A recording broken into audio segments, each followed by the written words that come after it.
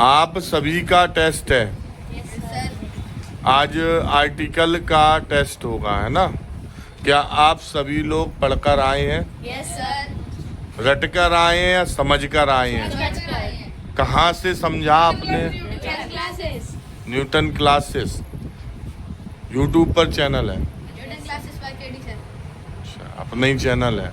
चलिए, तो बिल्कुल समझ में आ रहा है उस पर? Yes sir.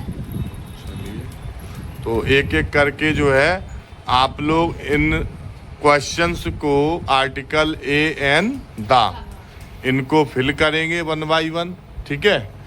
फिर उसके बाद आपका चेक होगा और आपका जो भी एरर है या मिस्टेक है उसको मैं बता दूंगा, ठीक है?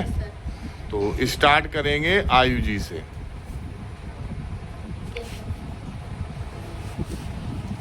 आप बेटा क्वेश्चन करें सी नंबर।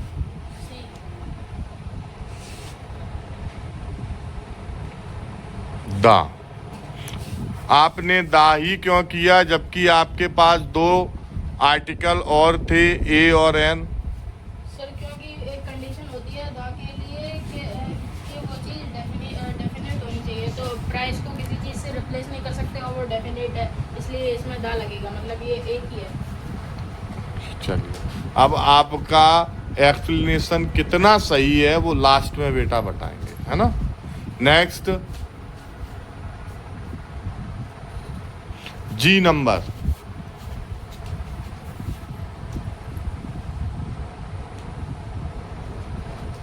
आपने ए क्यों किया? क्योंकि सर जब कोई वर्ड कॉन्सोनेंट से स्टार्ट होता है उससे पहले ए लगता है, ए लगता है। और सर बी कॉन्सोनेंट है। ओके, कंसोनेंट से स्टार्ट होता है, ठीक। नेक्स्ट, किसका है जी? आपका। आप करेंगे, थोड़ा साइड दो बेटा, नंबर करें आप डी।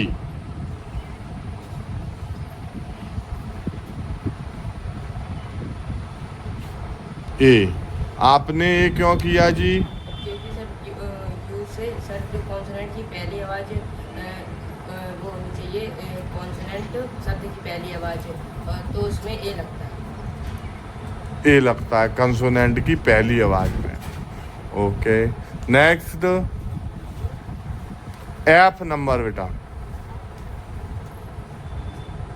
आपको तो समझ में आ गया जी।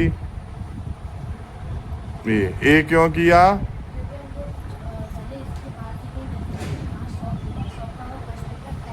आप थोड़ा तेज बोलो बेटा, माइक थोड़ी ना लगा है। हम लोग हिंदी में बोलेंगे तो का बनेगा, का अगर इंग्लिश में करेंगे तो सा आएगा, और सा को अगर इंग्लिश में करेंगे तो ऐसा आएगा। एस कॉन्सोनेंट है इसलिए हम ए लगाएंगे। ए लगाओगे। चलिए नेक्स्ट, फिर से रिपीट कर दो। फर्स्ट, ए नंबर। रीजन? सर वही रीज़न है जो यहाँ पर था, क्योंकि प्रॉब्लम है डेफिनेट मतलब। चलिए नेक्स्ट,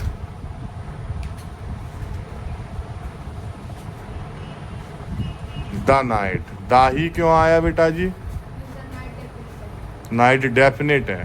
चलिए नेक्स्ट, ई नंबर बेटा। E N. Okay, reason? Reason क्योंकि सर ए को वॉवेल्स है, अमेरिका में ए स्टार्टिंग में आवाज़ ए से आ रही है तो वॉवेल्स हो जाता है। चलिए नेक्स्ट, लास्ट बचा हुआ है बेटा। दा क्यों किए आप? सर एक प्रॉपर चीज़ है, और दा में एक रूल भी है कि अगर कोई एक चीज़ हो जो प्रकृति ने बनाई हो, भगवान ने बनाई हो, तो उसमें दा लगेगा। Very good. चलिए अब देखते हैं आपके सही है या गलत। गो। चलिए, आप लोगों का रिजल्ट मिल गया हमको। अब समझते हैं किसका करेक्ट है और किसका इनकरेक्ट है। बहुत अच्छे से समझना है। आप लोग आर्टिकल को बहुत अच्छे से समझ चुके हो, इसमें कोई भी दो राय नहीं है, ठीक है? नो डाउट कि आपने महारत हासिल कर लिया, बस थोड़ा माइनर मिस्टेक कहीं हो रहा है, ठीक है? देखते हैं, हर एक बच्चे से नहीं हो रहा, जिससे हो रहा है उसके सामने आएगा, है ना? First question, that is dot problem that I told about you. ठीक ना? देखिए प्रॉब्लम एक स्पेसिफिक प्रॉब्लम की बात हो रही है, एक डेफिनेट समस्या की बात हो रही है, क्योंकि देखो that I told you, told हमेशा लगा है पास्ट के लिए, यानी ये समस्या पहले ही बताई जा चुकी थी। ठीक है ना? पास्ट है ना, तो इसका मतलब ये समस्या अब आम समस्या नहीं रही है। ठीक है? ये एक प्रॉपर स्पेसिफिक पॉइंट बन गया है, डेफिनेट समस्या है, डेफिनेट प्रॉब्लम है, इसीलिए इधर दा का प्रयोग आएगा। जिस बच्चे ने ये दा किया है उसका एकदम right. Okay, next dot night is quite. ठीक है, let's go for a walk.